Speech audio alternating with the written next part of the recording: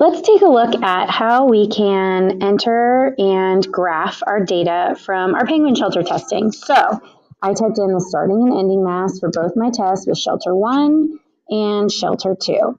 So to calculate the mass change, I'm just going to type =, ending minus starting and click enter. And I can see that this test for shelter 1 lost 4.4 grams of ice. I can click and drag to copy that formula. Then I'm going to do the same thing over here for shelter 2. So I'm going to type =, ending mass minus starting mass. And I can see how much the mass of ice decreased with my 2 tests for shelter 2.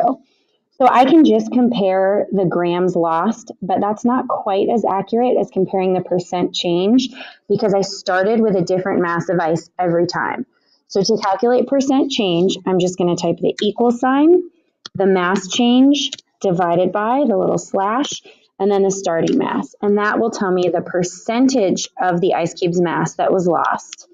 You can come over here and do the same thing for shelter 2 equals mass change divided by starting mass. And then I will click the little square and copy that formula. So now I have the percent change for every test. To graph it, I'm going to highlight all of my data, click insert chart. And this looks really pretty, but I don't want test 1 and test 2 separately. I want the shelters graph separately.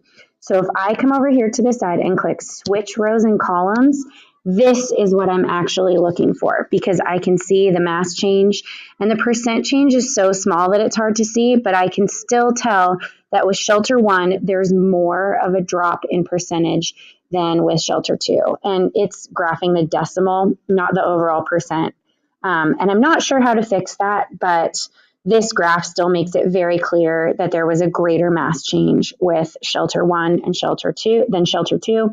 And I can also easily see the 2 different tests I did for each shelter. So this is going to be the graph that I will use in my report. And if I want to add a title, I can just click customize. I can click chart title, and then I can type penguin shelter testing data. And there's my graph.